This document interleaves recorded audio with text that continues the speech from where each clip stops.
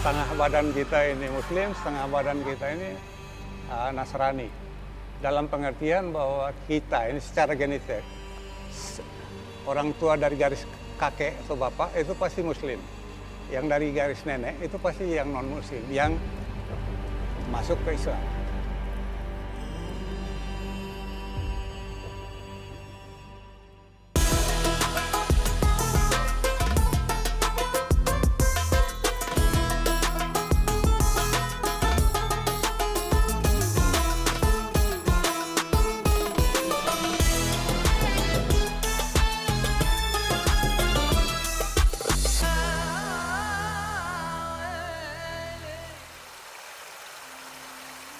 Sejarah Islam di Nusa Tenggara Timur bukanlah sebuah fragmen tunggal yang berdiri sendiri.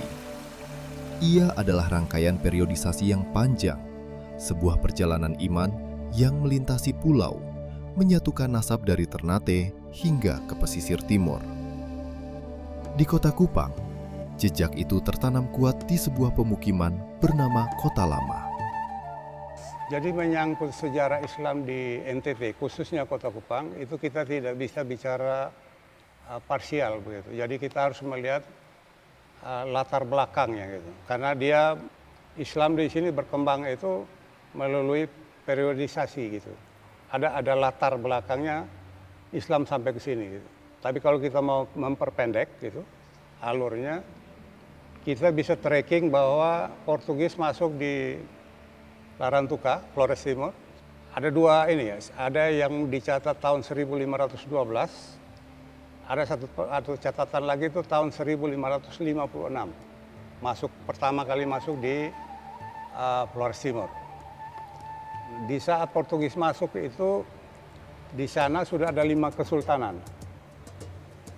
Kalau di Flores Timur, pada umumnya orang Flores Timur tahu itu istilah Solor Watang Lemak. Watang itu dari kata watan, wathan, kesultanan atau negeri atau kerajaan gitu. Jadi tahun 1512 saya pakai tarik itu. Itu sudah ada kerajaan Lohayong, Mananga, Lamakera, Lamahala dan Labala. Di seputaran daerah yang kita kenal sebagai Flores Timur sekarang. Tapi kalau kita mau tarik lagi lebih jauh ke belakang, kalau seandainya Alor dimasukkan dalam kumpulan yang kita sebut Watang Lema atau Lama Holot, itu malah Alor lebih dahulu. Karena di sana sudah ada kerajaan Kui sama kerajaan Alor.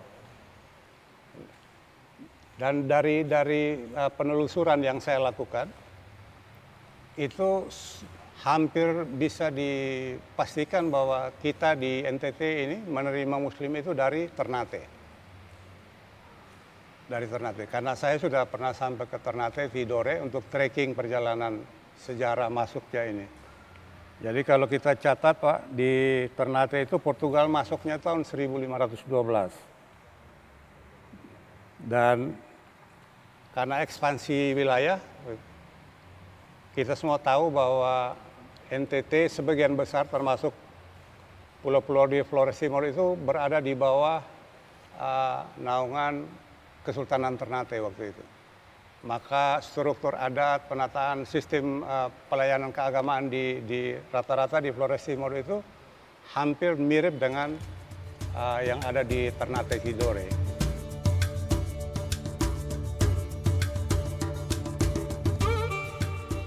Dari rahim Kesultanan Mananga inilah muncul sosok ulama besar yang jejaknya membentang hingga ke Sumatera. Beliau adalah Sahabuddin bin Ali bin Salman Al-Farisi. Awal mulai dari berdirinya masjid di Armata ini, yang diprakarsai oleh Sahabuddin bin Ali bin Farid Al-Farisi. Beliau adalah ulama besar dari Timur Tengah yang datang ke NTT sini, itu mulai dari Pulau Sumatera, Palembang, Solor, Mananga hingga sampai ke Pulau Timur. Untuk salah satu tujuan adalah pengembangan Islam di daerah-daerah tersebut. Salman Al-Farisi atau nama lengkapnya Sahbundi binti Ali bin Salman Al-Farisi wafat di Pulau Solor, Mananga, tepatnya di pinggir pesisir pantai. Beliau diwarisi oleh keturunannya yang namanya Sahban bin Sanga. Estafet perjuangan berlanjut ke tangan Sya'ban bin Sanga. Kedatangannya di Kupang tidaklah mudah. Ia harus berpindah dari satu titik ke titik lain akibat tekanan pemerintah Hindia Belanda yang ingin menguasai lahan ibadah mereka. Sahban bin Sanga pertama masuk ke kota Kupang itu terletak di Fatu Besi yang sekarang orang bilang Pasar Eba. Itu mereka pengembangan Islamnya mulai dari situ. Setelah sampai di situ mereka ada pembangunan surau untuk pengembangan Islam di daerah tersebut. Namun setelah diinformasi diketahui oleh pemerintah Hindia Belanda, maka pemerintah Hindia Belanda melarang kepada keluarga Sahban bin Sanga untuk melaksanakan kegiatan ibadah di situ dengan alasan bahwa daerah situ mau dibangun tempat suatu perumahan untuk kompleks perumahan Hindia Belanda. Akhirnya disuruh untuk segera membongkar perumahan tersebut. Akhirnya Sahban bin Sanga dengan pengikutnya sekitar 20 orang membongkar musola tersebut atau surau tersebut dan pindahlah ke Fontaine yang dekat di sini BRI atau ada yang dulu di sini penjara lama. Dibangun surau di situ. Setelah bangun surau di situ, pemerintah Hindia Belanda tahu juga. Maka akhirnya diutus dari pemerintah Belanda untuk sampaikan kepada Sahban bin Sanga bahwa surau tersebut segera dibongkar. Karena di situ mau bangun suatu perumahan atau kantor residen dari pemerintah Hindia Belanda. Himpitan Belanda justru membawa berkah. Raja Amabi, sang penguasa lokal, melihat keteguhan Sya'ban bin Sanga. Sebuah hibah tanah diberikan. Namun, perpindahan itu diwarnai suasana haru yang menjadi asal-usul nama Air Mata.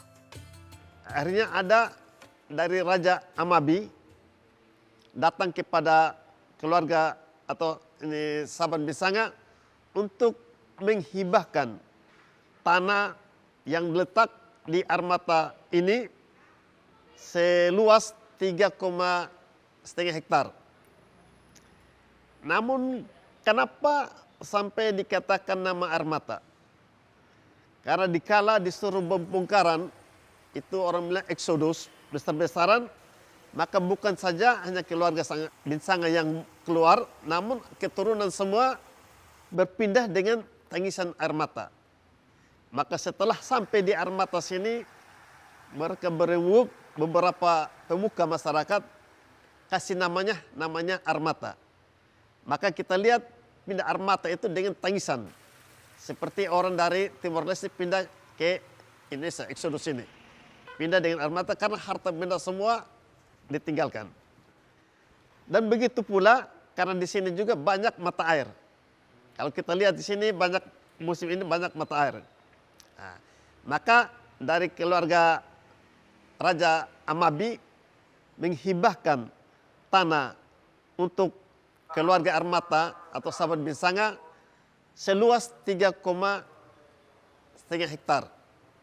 Makalah dibangunlah masjid di Air Mata ini dengan dibantu oleh saudara-saudara yang non-muslim untuk membangun semenjak dari mulai 1806. Masjid Agung Al-Baitul Qadim ini berdiri tahun 1806. Untuk melindungi komunitas ini dari intervensi Belanda, Raja Amabi membagi wilayah menjadi pagar-pagar pertahanan yang kini kita kenal dengan istilah terusa. Nah, dalam perkembangan itu supaya agar pemerintah Hindia Belanda tidak masuk ke dalam sini, maka Raja Amabi memetak-metak kelompok ini menjadi 3. Yaitu bagian bawah yang namanya itu pagar Sabu. Bagian tengah pagar Termanu dan bagian atas itu pagar Tebenu. Yang diistilahkan sekarang orang bilang Terosa. Maka pemerintah Kota Kupang kalau kita lihat masuk sampai kelurahan ada pilar untuk masuk ke kelurahan itu ada tulis Terosa. Timur, Rote, Sabu. Sehingga dengan begitu maka pemerintah Hindia Belanda tidak bisa masuk ke daerah tersebut.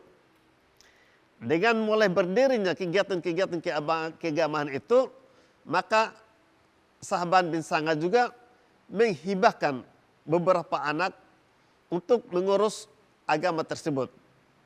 Yang pertama adalah diberikan kepada yang namanya Birando sebagai imam. Dan itu setelah itu Abdullah itu sebagai khatib dan Mofet atau Sahbudin itu sebagai Bilal.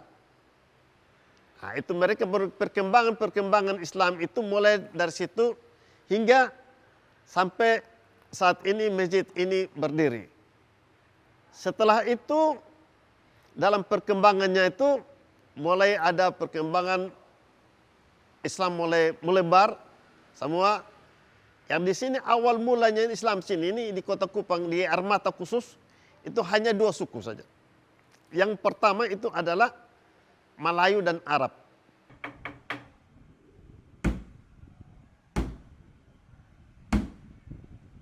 Penataan wilayah dan penguatan struktur keagamaan yang dilakukan Sya'ban bin Sanga menjadi pondasi penting bagi perkembangan air mata. Namun, di balik tatanan lokal tersebut, pemerintah kolonial memiliki agenda lain. Air mata bukan hanya menjadi pusat syiar, melainkan juga saksi bisu bagi para pejuang dan bangsawan Nusantara yang dipaksa menelan pahitnya pengasingan. Nah, kalau sejarah air mata, itu tuh awalnya begini Pak. Di tahun 1800 lebih, nanti ada kaitannya dengan yang dibilang Saban bin Sanga itu. Terjadi penangkapan dan pembuangan para pejuang-pejuang dari Jawa, dari Sumatera. Ini beliau ini cucunya Adipati Bahren, Sultan Bangka Belitung. Ini cucunya, kandung ini. Yang sekarang nama beliau diabadikan sebagai nama bandara di Bangka Belitung. Ini salah satu buktinya. Nah, waktu itu kan ada kelas sosial di dalam masyarakat. Untuk priai, orang Arab, orang India, orang Cina. Nah, air mata itu awalnya itu dia semacam kamp interniran, gitu. Penjara terbuka. Yang di dalam situ, jadi lokasi itu sebenarnya disiapkan oleh Raja Kupang waktu itu. Jadi air mata itu awalnya itu penjara terbuka dan wilayahnya tidak seluas yang sekarang, gitu. Karena memang diperuntukkan untuk para bangsawan, priai yang dibuang dari Jawa. Salah satunya yang saya catat ini Kanjeng Raden Tubenggung Danukusuma. Itu anak dari keturunan dari Hamengkubuwono II. Ada Sultan Bima tapi kerangkanya sudah dibawa pulang. Dan banyak pejuang-pejuang asal dari Sumatera maupun Jawa yang dibuang di sini dan itu ditampung diberikan pemukiman di air mata. Dan salah satunya kakek buyutnya Pak Ibnun ini. Kita di Flores Timur itu, nanti beliau bisa pertegas, di sana itu kan ada klan-klan, gitu. Ada suku-suku begitu. Nah kalau di air mata itu yang dominan di sana itu keluarga-keluarga dari Kesultanan Mananga. Dan yang jadi tokoh di situ ya beliau Saban bin Sanga itu. Makanya lebih banyak diekspos beliau. Sementara kami di sini juga ada tokohnya gitu. Di sini yang biasa sering disepuhkan sebagai tokoh di sini itu ada beliau yang mulia Atu Laganama. Ini juga sebenarnya gelar. gelar gitu. Nah, jadi kalau umpama nama Sa'ban bin Sanga itu dibawa ke daerah asli kami di Flores Timur, paling orang di sekitar Mananga, di Kepulauan Solo, Lohayong aja mungkin yang kenal beliau. Tapi kalau pindah ke lain pulau, sudah lain nama lagi. Dan ini hal yang biasa di daerah kami. Karena masing-masing daerah punya klan sendiri, punya tatanan adat sendiri, sehingga tokoh-tokoh yang dimunculkan itu sesuai dengan kedaerahan, asal daerahnya gitu. Jadi tidak salah kalau adik-adik atau saudara-saudara dari Air Mata memunculkan tokoh Sa'ban bin Sanga karena memang ada pertalian nasab dengan mereka yang di sana. Kira-kira begitu. Namun, sejarah Air Mata juga memiliki sisi lain. Tak jauh dari Baitul Qodim, berdiri Masjid Al-Fatah yang menyimpan bukti sejarah dari abad ke-16. Ya, jadi kalau masjid ini, catatan yang saya dapat itu, awalnya itu, tapi belum dalam bentuk masjid ya. Menurut kakek saya itu dulu masih dalam bentuk surau, dan itu dinding-dindingnya itu dari pelepah tua.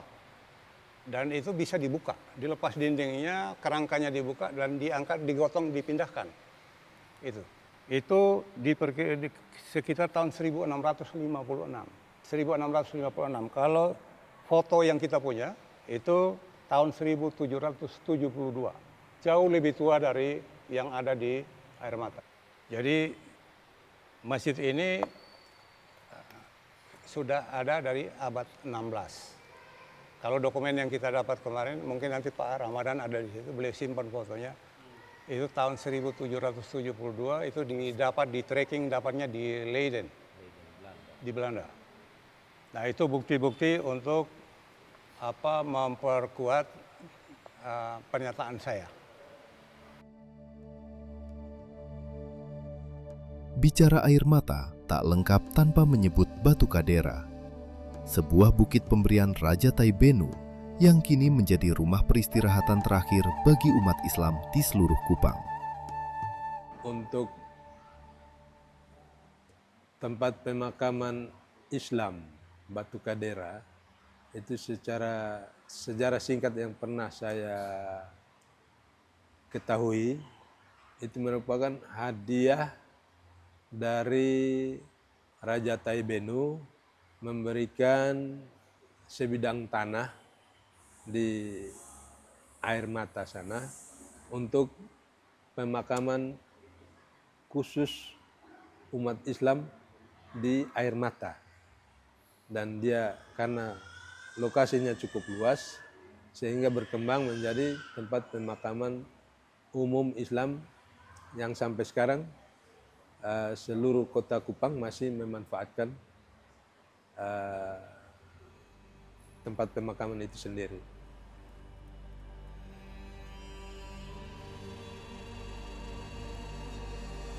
Di Air Mata, toleransi bukan sekedar slogan di atas kertas atau pidato di mimbar. Ia adalah denyut nadi yang terasa nyata saat hari raya tiba. Sebuah tradisi penjagaan semesta di mana pemuda gereja dan pemuda masjid berdiri di garis depan untuk saling menjaga satu sama lain. Bentuk toleransi yang dibangun dari kerukunan yang ada di sini adalah ketika hari-hari besar itu masjid ini akan dijaga oleh pemuda-pemuda dari gereja.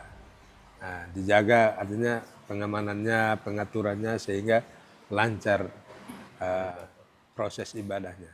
Demikian sebaliknya ketika Paskah, Hari Raya Paskah ataupun Natalan, kita dari Muslim menjaga keamanan ataupun kelancaran proses ibadah di gereja itu. Natalan kita ke sana untuk memberikan ucapan selamat Hari Natal. Demikian punya sebaliknya Hari Raya Idul Fitri atau Idul Kurban dikunjungi kita untuk memberikan ucapan selamat Hari Raya. Dan itu sudah lumrah di sini. Tidak ada pergeseran atau gap-gap, itu sudah biasa di sini. Seperti itu.